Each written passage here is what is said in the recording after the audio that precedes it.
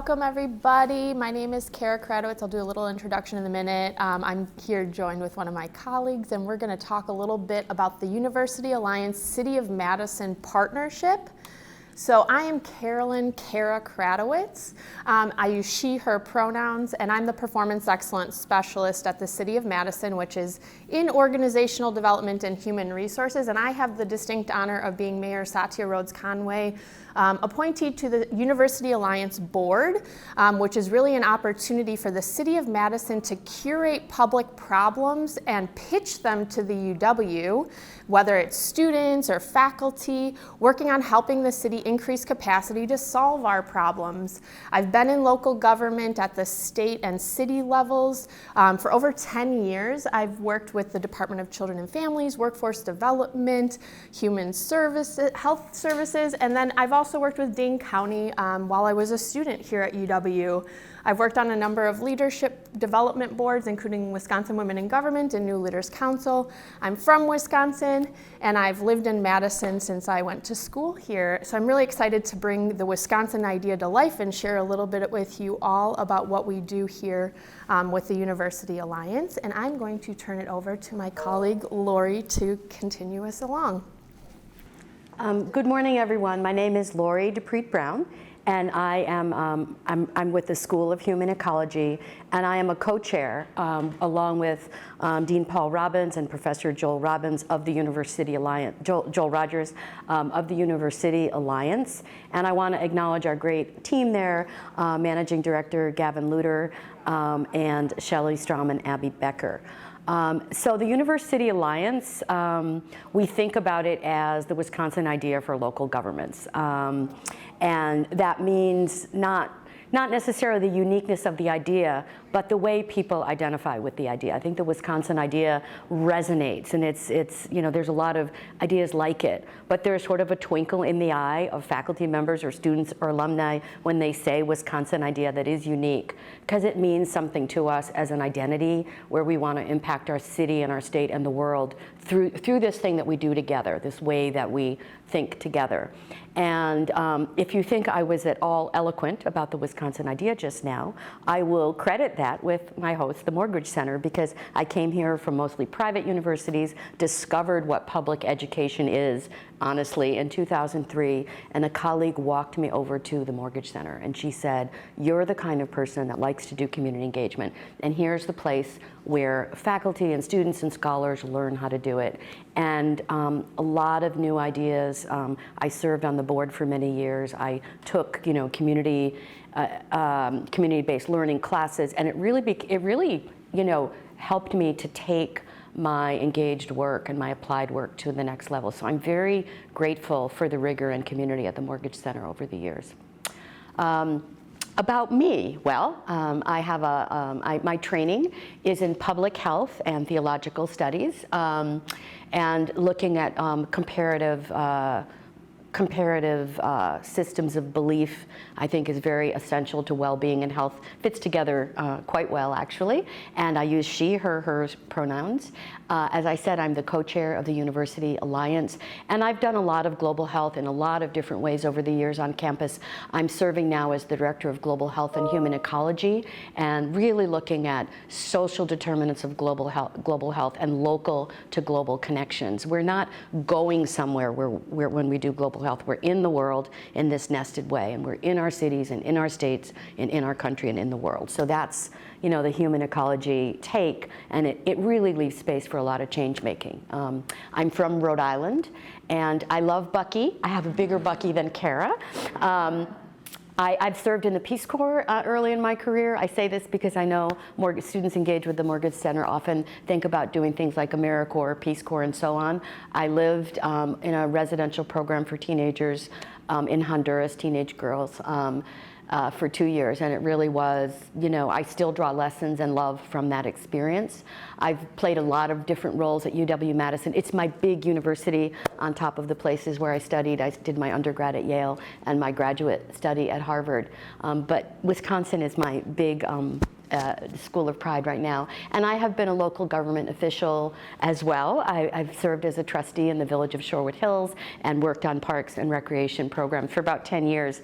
And so, you know, I understand what it's like to be a citizen trying to get something done, whether it's our kayak share, which we did, or keeping brats to not go over $1 at the fair. And these things matter, you know, and you get a lot of citizenship at this micro level that gives people the skills and mindset of citizenship for bigger issues. So I think local government is extremely important. I have sat in village meetings where people are really hot over a barking dog for 2 hours, and they work it out, you know, and there's a lesson there somewhere. I've often wanted to write a short story about that night, but I haven't done it yet. Anyway, that's a little bit about me, and if you are watching the video and you're a student, you can feel free to reach out to me for mentorship or ideas about, you know, ways that you might want to do community engagement. So what was the class? The University Year Model. The University Alliance does a lot of things, and our big thing is this University Year program, where we engage with local governments, community groups, but most often local governments, with a range of courses, and students' actual coursework is solving problems. So it's a little bit different than students doing extra volunteer hours or other kinds of things. It's really repurposing the coursework, which you think about, all this effort goes into something that only a professor looks at. Why don't we bring more productivity to the system by making it real work? And it's kind of like takes its wisdom from an apprenticeship, right? Apprentices don't throw away the boots that they make the first time. You know, they're things with value. And so we think our students are adults and they do real work, and it's really valuable. And as long as we have the right mentoring and review and curation, and we present it properly as draft material that might need licensed review and many such things, it really brings a lot of efficiency to higher ed. It values faculty, students, and community in different ways. So my class was called Civil Society and Community Leadership, and we talk about what it means to be a leader, both internally and externally. We talk about, you know, different ways of making change, and these kinds of values, I think, cross all my teaching. So all these hands: trust, freedom, hope, peace, justice. Those are all things we talk about. And you don't have to go out into the large world to do that. You can do it locally. And so our notion was to take a big idea, that of the Sustainable Development Goals, and bring it into the class. And I'll be talking about that in a minute. But what does quality look like for this kind of teaching? I wanted to say this because I learned a lot of the things in this space, and I also learned some things outside that I want to kind of bring into the space. So I don't expect everyone here to find this to be new, but I think it's a good summary. Community engaged, right? We want to make sure that we can hear the voices of community in our work. Otherwise, it's something else. It might be good, but it's, you know, not what we're doing when we're doing the Wisconsin idea. Ethical, and that means a lot of things, and that's a big word because you have to think about the ethics of your identity, the ethics related to your discipline, the ethics related to power, the ethics related to withholding power when you have something to put on the table, right? Where's the courage? It's not just about what you don't do, but what you do. Being respectful. It's easy to say. It's really hard to be respectful 24/7, right? And being competent and being proud of your competence. We don't want to be like, I don't really have anything to offer here. Well, then don't get on the plane. That's what I say when people say that in global health. Like, get yourself ready. You do have something to offer, but offer it properly and with the right, you know, dialogic context. Ongoing perspective taking. Moving around the room with your heart and your mind. You have to just keep doing that. You can never do it enough, or you can never do it well. You can only, you know, do it, you can only try. Responsive practice. This is an interesting thing, this responsive transformative question with our program, because we want to be responsive to mayors. There are clients, right? And it would be very easy to take a client-centered model. But that's not a transformative mindset necessarily, because we also have values that are from our organizations that might be about sustainability or it might be about equity, and that's not always what is on the menu of people's priorities. So being responsive and transformative at the same time holds a contradiction that requires you to be doing all the other things well to get it right. And you probably will only get it a little bit right and then a little bit better the next time. But only doing what people ask you to do under the idea that that's what my client wanted is not enough. You have to be also willing to be yourself and push for big ideas that are important to you. Otherwise, you're not being yourself. You're taking a little bit more of a transactional approach to the work. So I think discerning carefully and being very careful about that, but making sure that you're balancing responsive and transformative. If you've never raised a challenging question or had someone raise a challenging question to you, you're probably in a transactional mode. That's perfectly fine, but it probably won't change the world. It might do some good work, which is fine. I think the other thing to remember is that UW-Madison is an anchor institution. So what's an anchor institution? It means we have responsibility. It means we can't go anywhere. Our fate is intertwined with the City of Madison, and there's an ethic associated with not only being a good anchor institution, but perhaps as arguably the biggest one, bringing together the anchor institutions. Do we work with museums and zoos and hospitals? And all these anchor institutions can be very powerful. And I say this because some of the more current thinking that I'm doing about localizing the Sustainable Development Goals has to do with not so much networking across cities. That's cool. You learn a lot and it's important. It's happening. But what about networking locally with the different anchor institutions in creative ways to bring in schools, the arts, hospitals, local government, universities? That's a really fun project. And sometimes we forget that we're not doing the local networking. And I don't want to, informal community organizations are a big part of that as well. And then there are best practices, and this is something that the Morgridge Center has expertise in, but it's something to re-look at every 5 or 10 years, even if you've already studied that. And then the other thing, which is my big message to students in particular, because a lot of your professors, people like me, will be telling you to find out what you're about and what you care about, and that's extremely important. However, when you're doing community engaged work, it's important to know yourself, know your identity, and know your community. If you don't know what the city plan and priorities are around that topic, you haven't done your homework, and you're missing an opportunity to provide service to a community organization, because they might not have had the bandwidth to do that. So you don't have to agree with it, but to not know it, if it's something you don't agree with and you don't know it, you're giving up even more power, right? So if you want to be transformative and help people have a voice, be that student who was nerdy enough to read the city plan. It's easy, and people don't always do it. So how are we doing? I think when we have the conversation part, I want everybody to think about how are we all doing. I'm like thinking of things I should be doing as I look at my own list myself. It's kind of good to have checklists because they make you do what you know better than when you don't use a checklist.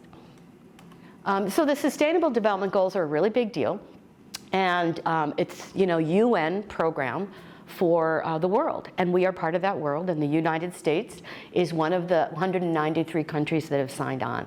Something that's happened with the Sustainable Development Goals that's really important, and it was really, right at the end of, they were sort of signed in 2015, and the idea of localization being important came sort of at the end, because people were thinking of these as national strategies. But cities and local governments are where a lot of these things are actually done. So localization, when you say localization of the Sustainable Development Goals, we don't mean doing it in the US versus other places. We mean doing it at the city level and even the neighborhood level and the state level rather than just the national level. And that's a very powerful space to be, because suddenly, especially if you're working together at a state level, you have a lot of laboratories where different innovations can be tried and scaled up in that way. So, and this is a scale that students can experiment on too. So if you're an innovator, this is a recipe and a pathway for doing innovation at scale. This is a lovely video, and I don't know if I should take time to watch it now or not. I think probably this is like a 3-minute video that, shall we watch it? Or I'm thinking about the video and the time. Yeah, we'll skip it. So but this is something you can easily look. It's a 3-minute video that really talks about what they are. We're thinking about the 17 goals. That's not that many. People say, oh, it's complicated. I say, Most 18 months old know 17 words. It's not that complicated. We're talking about the world, for goodness sake. And there are things like poverty, hunger, health, water, gender equity, decent work and economic growth, responsible consumption. We talk a lot about the problems of poverty. What about the problems of wealth in terms of what we're doing as consumers to the planet, and climate action, and peace and justice and strong institutions? So these 17 goals all have a lot of sub-targets, and they're very useful to look at and see, what can you do with them at a local level.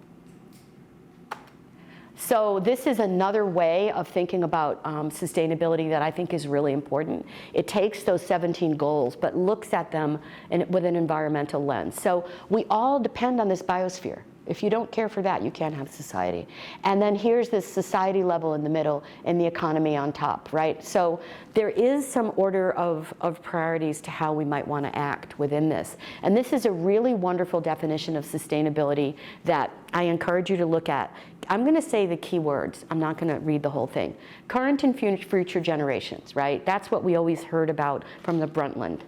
But there's so much more to just not messing up the future. We have to plan for it and make sure it's easier for the next generation. And that involves balance, resilience, and interconnectedness as principles of practice, right?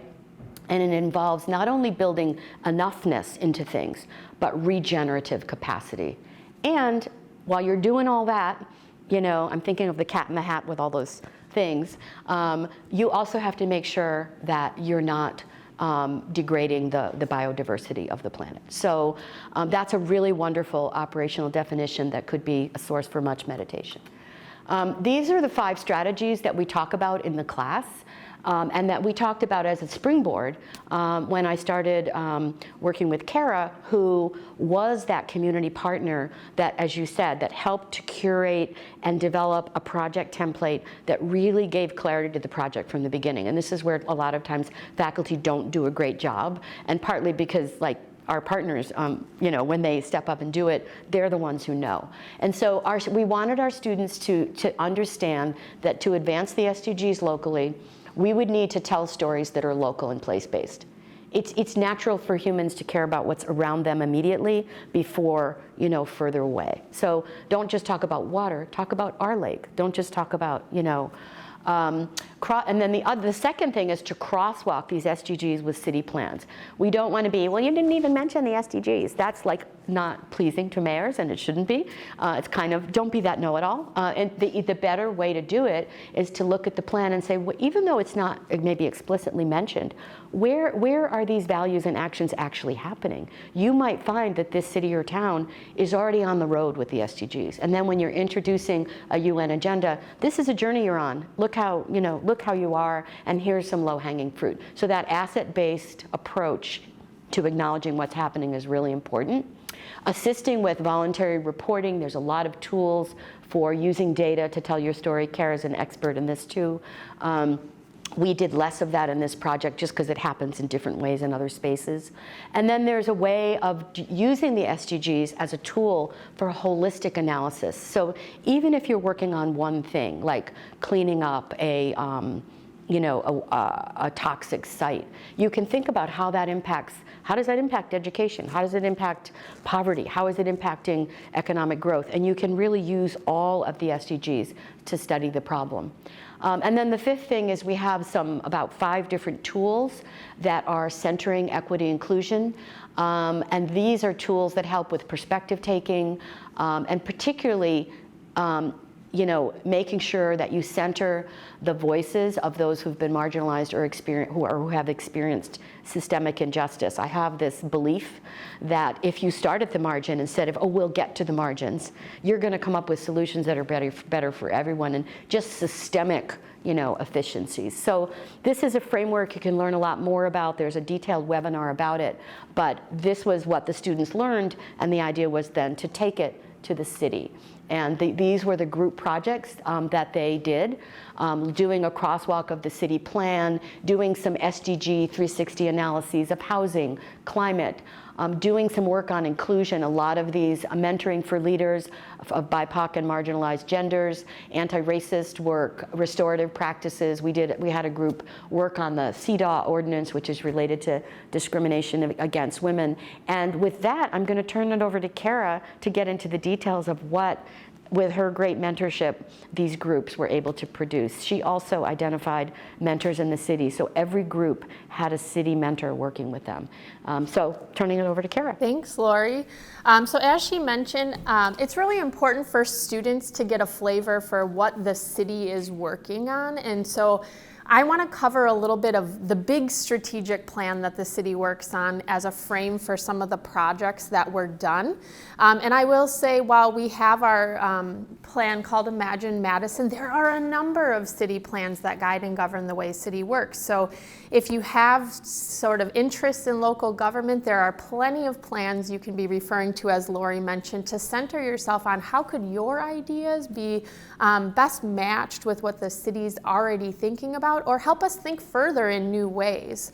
And so Imagine Madison is really a framework to move us into the future of results orientation around what we heard from community in our last comprehensive plan outreach process. So a comprehensive plan is a state statutorily required plan that every municipality in the state of Wisconsin is required to create every 10 years, and it has a 20-year vision for growth of our community. And sometimes these are traditionally used in a land use context, so it lays out the plans for like where are physical developments going to happen in our community. But this effort really took a broader approach in our outreach to residents, and we heard a lot more than just the land use ideas. And so when we took what we were hearing from the community, we tried to organize it in such a way that gave all of our 30+ agencies at the City of Madison an opportunity to connect into a higher level framework. So 30 agencies in one institution can start to feel very much like everyone is their own business, doing their own thing, siloed in their own way. And the resulting product of this plan was really intended to create a guiding framework to de-silo our agencies, to say, what is it that we care about in our community and how are we going to get there? And so what happened in the resulting product of our Imagine Madison comprehensive plan was the creation of our Elements of Madison's vision. So if you're not familiar with the City of Madison's vision, it is our Madison, inclusive, innovative, and thriving. And we hope that every individual resident of this community sees themselves in that vision. That's very lofty North Star for us to attain. And when we say our Madison, inclusive, innovative, and thriving, we're trying to break that down into these 7 elements of a great city, which are broad, high-level priority areas that were identified by feedback in the Imagine Madison Comprehensive Plan outreach process from residents, city managers and staff, and our Common Council. And so we have culture and character, effective government, economy and opportunity, green and resilient, health and safety, neighborhoods and housing, and land use and transportation.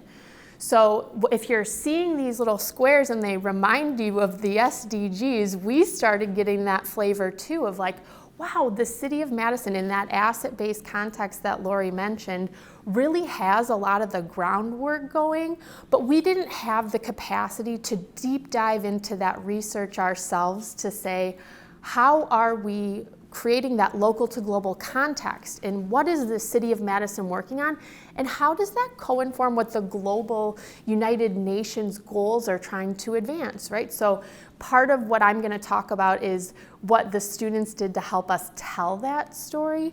But to finish up on what we're doing with this is our Imagine Madison comprehensive plan took over 15,000 touch points with Madison residents. That's a huge amount of input taken from our residents. We turned it into this plan, and we're trying to move towards decision making and investment. So when agencies, those 30 agencies, have to make their budget requests, they're having to say this aligns to this element. And so we're trying to help agencies see that you don't just care about what your siloed agency does, you actually all care about these 7 elements, and your work in different ways helps advance what the community said they care about.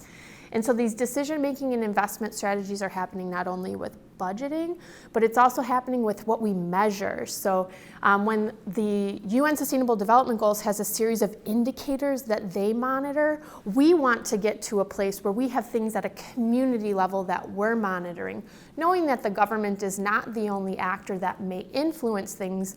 When we think about no poverty at the SDG level, at a local level, we might think about median household income disaggregated by race. The government alone isn't the only actor who would influence that, but the community conversation is what's critical to get collective agreement on something at that level that we can use to advance our elements of a great city in a shared context with other folks in the community, institutions like the university, hospitals, nonprofits, businesses, et cetera. So we're still working on developing this decision-making and investment framework, but the budget changes to align to elements is in the process. We do have work happening to start coming together around our measures and how we're going to track progress on that. So I want to get now into the student projects. And so some of you might have questions later on, well, tell me more about the plans. We can get back to that, but I want to highlight some of the projects that we worked on. And I'm going to dive deep first into my group's project. So my group was asked to look at crosswalking the framework. So that was one of the 5 ways that Lori mentioned you can localize the UN Sustainable Development Goals. And so it looks like a simple exercise to say, well, the City of Madison has these elements, strategies, and actions and indicators that we're trying to work towards, and the United Nations has their goals and indicators.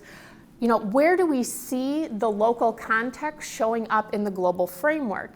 And so what they did was first crosswalk and say, okay, I'm going to read our land use and transportation plan, and then I'm going to read about all the sustainable development goals, and wherever I feel like there's a connection, I'm just going to check the box. You'll notice that health and safety is not on this list because we actually have been in the process of creating our health and safety goals, strategies, and actions. So that's a future area we could be working deeper with students to add to this work, right? So this is generative. We can bring this forward. This is an example of what it looks like for neighborhoods and housing. This is the other graphic. I'm so impressed with these graphics that these students created. So what they did for the example of neighborhoods and housing was read the strategies and actions that the city said, this is what we're working towards, and then find those places of connection on the map that I showed you of the crosswalk. And then they went a step further to say, okay, the degree of relationship is represented by the strength of the line. So the darker the line, the stronger the degree of connection. So for neighborhoods and housing, they're saying industry, innovation, and infrastructure, along with no poverty and quality education, are some of the key factors at the SDG level that we need to be talking about when we local to global make those connections. And so their ability to tell us go here first is so helpful when we start to look into what indicators might be best represented for neighborhoods and housing. They might go into SDG 9 and see what's being measured there. I actually kicked off a class yesterday in the business school with a professor who helped mentor one of these projects as well. And I've asked, hey, if you're interested in data, we would love your insights on what indicators from each of these elements could help us tell that story. And I gave them this exact slide as primer. So it's kind of cool. We've taken what was done last year, we're looking at projects this year, and we're saying go deeper. Help us understand that local to global context even further than the students were able to get to last year.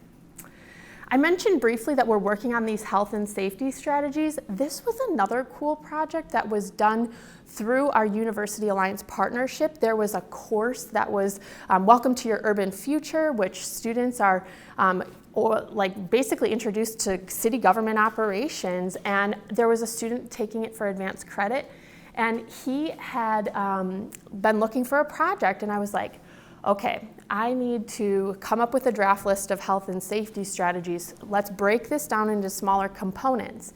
And so in 2020, we had unprecedented outreach around safety issues after the murder of George Floyd, the increasing number of protests. There was a police chief search underway at the time.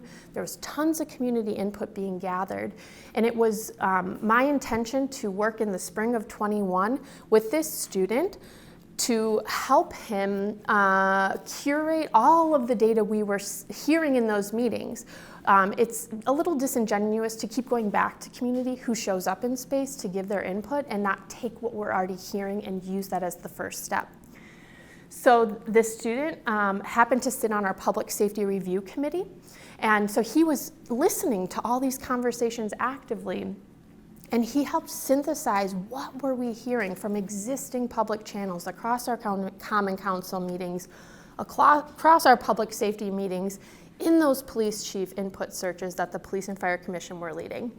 And he led the first draft of the safety strategies. And I wanted to call out that work because without his efforts, we would not have had our first iteration of what now was adopted in August 2022. So this is fresh off the resolution adoption process to incorporate health and safety goals, strategies, actions into our framework. And so now this list of actions will be included in our Imagine Madison 2023 update as work that was complete this year. So another huge project outside Lori's class, but another class project where we said we have a need. A student said, I want to help, and we made that connection to have real work happen and see where we could go with this. So that's another cool story. So these are the projects I just mentioned that Lori had also had a slide up, but I wanted to touch on a few things. So the anti-racist leadership practices and the mentoring for BIPOC and marginalized genders. As Lori mentioned, we as a city, equity is one of our values. We're trying to find ways to incorporate equity and inclusion into our practices, but we don't often have the capacity to say, what are the best practices here? Who's doing this well? And so oftentimes, we have staff who want to do new and innovative things, but they're so busy with their work as it is to say, okay, how could we be doing this different? Not everyone stops to take that pause. And what's been really cool about Lori's class that we worked together was those two, along with the restorative employment practices. When you think about restorative justice and that reconciliation process to make sure that people don't feel harmed when there was harm that may have occurred, how can we get inspired by some of what's happening in the restorative justice area and bring that into employment and labor practices? All of these things were ideas that staff had, and they said, hey, could you help us increase our capacity to learn more about this? We don't have time to study it, but we have these ideas. And these students got really into it. And then we actually came together at the end of the semester in the City County building. Students came down to the City of Madison and they shared out their projects in a really cool, newly renovated Madison Municipal Building. And similarly, Urban and Regional Economics class that Professor Deng is teaching this semester will have 14 student projects looking at the elements that I had mentioned and our mayor's forward agendas, which were actually looked at in the SDG 360 review, Housing Forward and Climate Forward. And we're going to be looking at these through sustainability lenses, along with how could you improve equity and inclusion in those plans and elements agendas.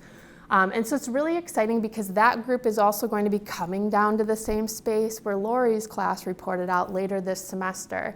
And I think there's a lot of generative work happening here that I'm trying to make those connections then to say in 21, here's the projects we did. I'm going to give you their work products that might help you start your projects this year, and let's go deeper. Make those local to global connections, take that a step farther, and help us see how the City of Madison fits within this Wisconsin idea and what we're trying to do at a global scale.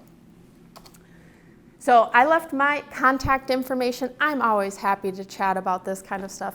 It's very exciting to be like a shepherd of the Wisconsin idea. And so I'm happy to reach out both ways if anyone has things they want to chat about. And I think there's one more slide. Lori. Yeah. So our thinking was that we would have a chance to talk with folks in the room about real world projects that you might be working on to see if any of these ideas are helpful, but I did want to share one way that this is one of our tools for inclusion. Sometimes when we give a talk, we get in answer man mode, and we say, do you have any questions? And that's a very limited way to invite dialogue. And if you do that in communities, there's often silence in the room because people are afraid their question isn't good enough or it's stupid. So there's a lot of ways to talk and to begin the process of distributing power in the conversation. And so these Let's Talk prompts are a better way to get dialogue going. And so if you have a question, we might try to answer it and hear it, but you've heard a lot from us. So the kinds of prompts, this reminds me of, or this makes me think about, or could you show me, or, I noticed that. Something in my experience, that's relevant. Sometimes I even say to students, because students I talk about the crossing that line of silence, right? And even just agreeing, raise your hand, say something, because getting every voice in the conversation is important. So anyway, so we can talk about things however you want. Let's talk and look at these prompts. If you have questions, that's great, but you might have wisdom to share or things that you notice or surprise you or you wonder about, and that is also really great. So thank you so much, and we look forward to we have about 15 minutes for some dialogue. Thank you. This is great, by the way.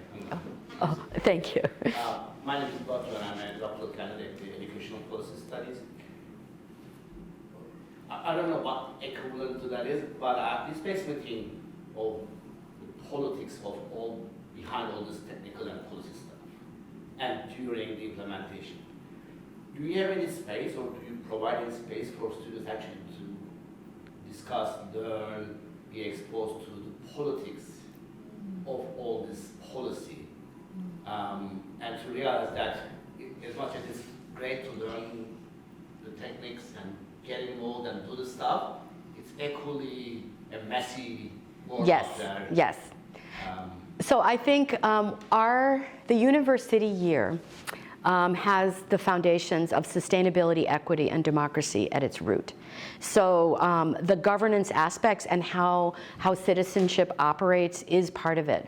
I would say it's something that we're still working on in terms of how you incorporate that into every class, because some of the classes are preparing students for a profession. So we do get into kind of, professionalized mindsets more than this, like what you do in education policy studies. One of our tools related to equity is a really simplified version of getting into some kind of critical theory concepts that encourage students to be suspicious of simple solutions, to make sure you know the history of a problem, to make sure that you're not having one-size-fits-all or hegemonic kind of assumptions. And so they learn about, what is ethnocentrism? Why is it problematic? And then the questions that they ask are much simpler than that. So they don't need to burden community conversations with a lot of that jargon. In fact, I tell them, I want you to know this language, not so you can use it, but so you can know it in case someone else does. Being simple is more profound. And so one of the questions that I'll underscore, it's not precisely political, but it's cultural, and it's the one that I learned. This was the work of Sonia Balaji, and she's in the longer thing. You can see her resource, but she talked about things you'd expect, did you look at the history? Are you listening to everyone? But one of her points really spoke to me because it was something I wasn't doing intentionally, and it was, are you learning from the community about healing and restorative practices and using that in your praxis? So you might want to meditate or do yoga, but maybe a potluck is the thing where you're going. Maybe it's a particular way of singing or songs or whatever. So are you creating space for that? Maybe it's how people have meetings and the fact that they don't end right at 1 just because that's when you scheduled it. But there's a lot of things about what is healing and restorative and culturally expressive for people that needs to be brought into what is okay for democracy and politics to have true enfranchisement. And I thought that was a really great one. We don't talk about the partisan politics as much in this approach, sort of by design, because other places do that. Well, some might, but my thought is to encourage students to look for consensus points around basic things like food and water and encounter the humanity of others, you know, and really to, yeah, I mean, you know, democracy, it's one thing to live peacefully with people who are like you that you love. But democracy is living peacefully with people who are different you that you might not even like. And hopefully you're creating a community where no one hates. But, you know, that's, so we try to talk about, and that's part of the perspective taking too, not just the easy ones, but the ones where you don't really want to go there. But you kind of have to if you're going to move forward.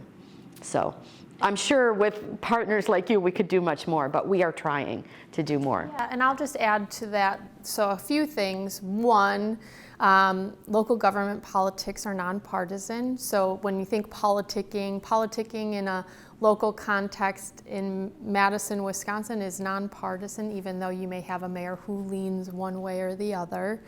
And we have a series of courses. So I mentioned that Welcome to Your Urban Futures course. I've pitched an idea like hopefully someday we can get to a place where all the classes that are being partnered through University Alliance between real world clients and the UW have a place where folks can know that, okay, these are the classes where I get the opportunity to work on a real world project. So those real world projects do give you a flavor of the politics. I think the best way to get the flavor of the politics that I can think of right now is our Aspire internship program, which anyone who is a student can apply for. These are internships every summer at the City of Madison, and they're being done as similar projects in a real world context. And sometimes it's not until you're inside the walls of a local government institution that you start to get the flavor of like, what is this all about? What's a resolution? How do you do that? What's the process? Who do I gotta talk to? Working in that kind of environment to me is the best like applied experience of understanding what politics means at a local level. But I love your thought, because when we think about Welcome to Your Urban Future, it's not just about learning about the agencies within the walls of government and what the services that's being provided for you. There is some sort of level of interaction between institutions that happens, and that isn't always talked about, and like those connections of networks. Yeah, I think that's great, but I think that the best way is like our internship programs right now. I think, and you just sparked my mind of another thing that happens. One of the things I do in my class is to get these mentors involved, and we try to make sure their commitment is really minimal. It's like 2 meetings, you know, because we provide a lot of infrastructure, but those mentors provide this in their storytelling when they first meet. I'm just remembering one project I did in another class had to do with working with the community in the south side of Madison, and we met at the nearby coffee shop, and the first thing the community partner did was to tell our students how they tore down Greenbush. You know, that's where the story started for her. I didn't have to, I had covered, you know, redlining and some of the history in the class, but if you want to know, if you want to just listen to where the story starts, that's where the story started, and the student got it, you know, and so I think our mentors tell them all of that when they start telling their story of how they got to where they are. So, other comments, or going back to our let's talk? Just on this like kind of topic, I think of students, I'm always intrigued, and this is why I do this work, but like what are those transformations that you have witnessed kind of in students, or revelations, whatever, what have you, through this experience or these experiences? Well, I have had a follow-up. I think the student you mentioned, remind me the name of that public health student who did the health thing. Oh, Matthew Mitnick, he was also the chair of Associated Students of Madison. So this is a really active student who took this class and did something. He was already destined, you know, he destined for it, but that's one example. But what I look for as a teacher is when you get those emails after with students saying, I want to do more. Because I want to make sure that every time I do this in a class, 3 or 4 students, it's not going to be everyone, people are busy, but that did happen with this class. You know, it started to manifest right in when we went to the city, and students really felt like they loved presenting in that space and taking photos after. But one student stood up and she kind of gave a testimonial, and she said, you know, some of the students in this class are just super students. I got to work with them in the group. I was, you know, I was not like qualified to do an internship for the city or this kind of work before taking this class.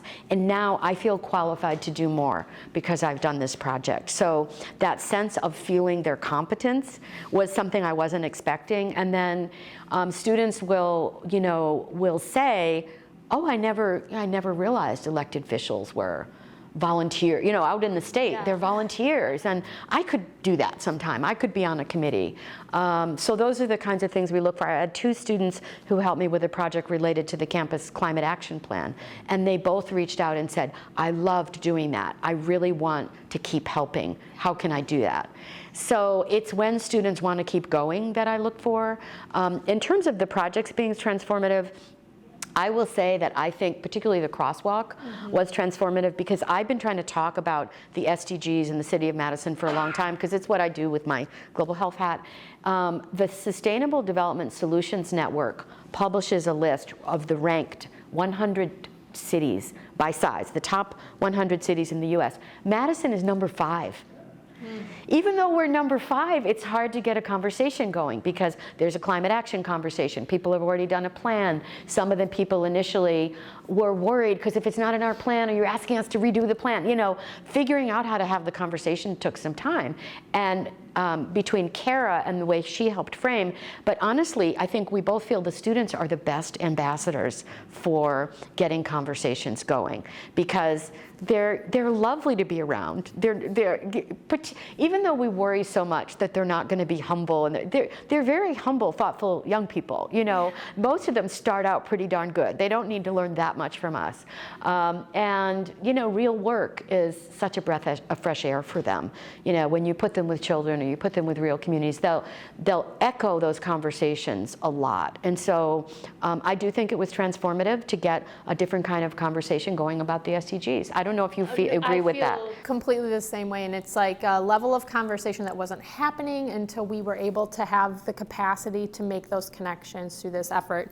And I really loved that student testimonial who stood up at the end of the class projects, because I think what I may have said afterwards was, as someone who hires folks, particularly folks coming right out of school, if you don't have a job experience to reflect on in your interview process, the University Year and the University Alliance coursework are perfect examples of the types of projects you should be talking about in an interview.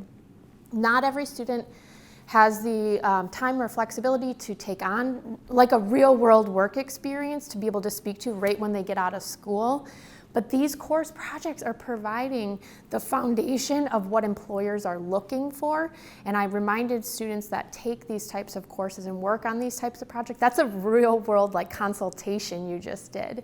And you can speak to that when you apply for a job. And so that's some of the transformative stuff I'm seeing in the students that we were able to work with, making that aha connection of like, oh my gosh, I may not have had a job, but like, wow, I have these perfect projects to speak to as part of a portfolio of my work. I think another transformative element is within the classroom, particularly because of the way Kara curated our projects. We had some projects that centered BIPOC folks and diversity, and that changed the dynamics of who was at the center of the conversations in the group work, because the students with lived experience were given their due and listened to and leading, and we're like, let us know if this is too much or not enough, and we negotiated those roles, and I think that they really enjoyed the leadership, and the students, the other students figured out how to contribute with and through that lens, and understanding that they needed to center that lived experience. So that was a positive experience in the classroom for the students. It tends to be the civil society and community studies, the nonprofit leadership major tends to recruit a diverse student body, so the class was more diverse than a typical class at UW-Madison. I find a lot of diversity in all my classes because the global health cohort is also pretty diverse, but there was enough of a critical mass that the group work and the projects allowed for that to be a really positive experience for all students, but particularly centering the voices of our diverse students. A follow-up question. This is great. I'm learning a lot. Thank you so much for the presentation. I wonder how all of this information gets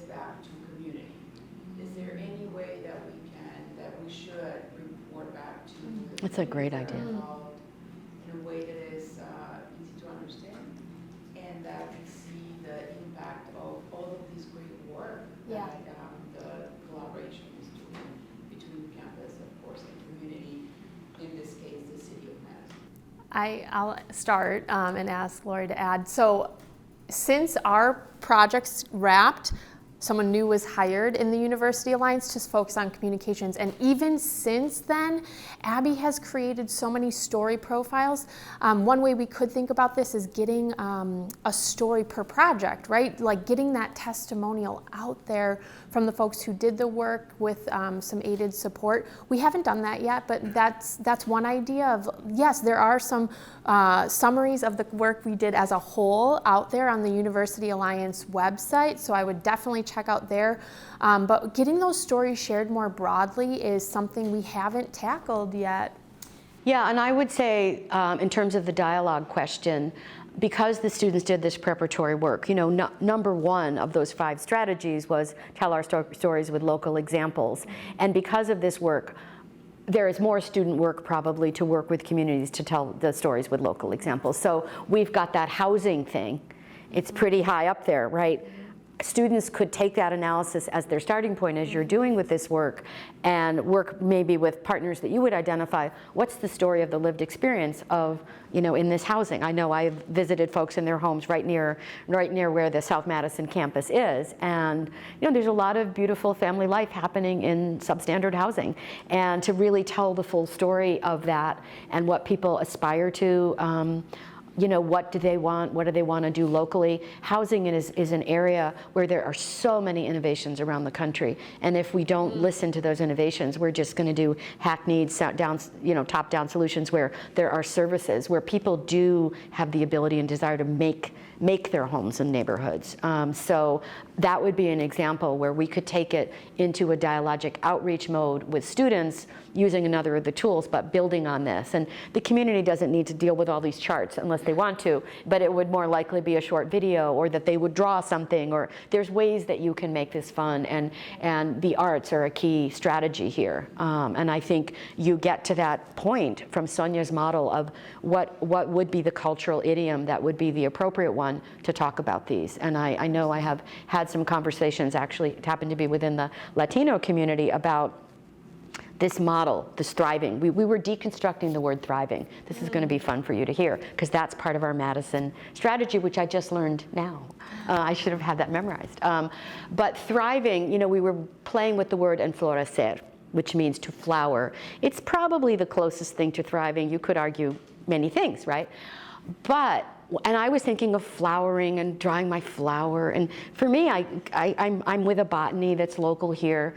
It's not full of fruit trees like the botany that people knew where they were. And one woman said, after we were all sharing beautiful things, I like my picture fine, but this one woman said, I want to thrive. I want to enflorecer, not just to be the flower, but then the seed and the fruit, so that it is eaten and more seed falls to the ground. Like this idea of totally giving yourself, and the multi-generational way that beyond death you would be contributing, that thriving would be all of that, was just like, that blew me away. And that came because of her lived experience in a natural environment that wasn't, you know, that I didn't know, and the freedom to be creative in the space we created. And, you know, yeah, we sang a song at the beginning, and we'd met 3 or 4 times, so she felt free to tell it that way and to go way beyond our little definition. So I think there's a lot of dialogue that could be very enjoyable with young people, as well as, you know, adult grown-ups, because, you know, a lot of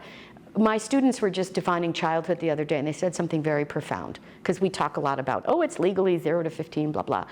And they define childhood very well, growth, thriving, blah, blah, and they said, and childhood can continue as a state of mind at any point in life. And I thought, they gave me some space there to continue to be a child. So that youth element is really important, I think. Does anybody else have another question? We talked so much, we've used up all the time. Did you have anything you wanted to say?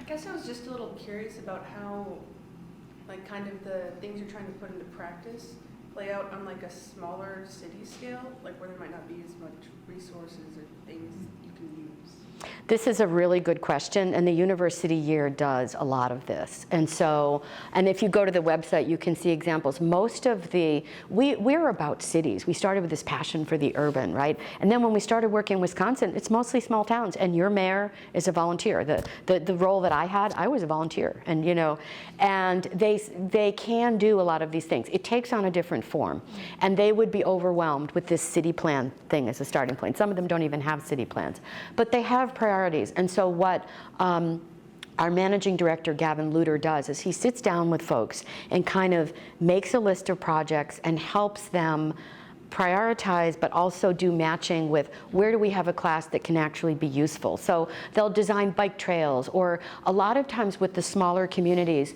often a first step for doing new things is like planning, and they need to work with engineers to design this or that. And that's a fee-based thing that impacts their budget. If students do preliminary work, they still need to go to the engineers and the architects, but they can start at a more advanced point, and they can have more community input. So the students are usually levering projects that are already on the table, or if there's something that they don't know about. One example I'll give you is, and this will be brief because I know we're out of time. One example was, this is just somebody from a community. I can't remember which community. They needed better communications and sort of public service messages. They came to a communications class. They said, we need messages about this, this, and this. They described their problem. The student's job was to prepare 90-second PSAs, and they had 10 at the end of the semester that they could use, because it was already in the assignment of the class to do PSAs. They could make something up about dog food, or they could, go to nothing against dogs, I love dogs, but they could go to a rural community and do an important message that someone needed. So that worked within this low resource model. But the conversation is different. The conversation is about the SDGs is very different, and we haven't figured out how to have that yet, because out in the state, people are not interested in United Nations initiatives or this kind of thing, and you need to enter with, let's talk about your water. People mostly do care about their water, their flooding, housing, transportation. People have big transportation challenges in the rural areas, so we start there. Then, oh, by the way, this is linked to global initiatives and so forth, but we don't need to lead with particular, language to start with a local thing that resonates. Yeah, and I'll just add that the work that Gavin, that Lori mentioned, does, and along with myself, is we're trying to make sure that whatever we're asking folks to work on will be applied. So we're not just coming up with projects to come up with projects, but it's this is a real need. And so then Gavin helps make that pairing, or he's actually working with municipalities around the state to do that scoping to say, what do you need, so that we're making sure the students are working on something that will be meaningfully integrated. So it's really a matching.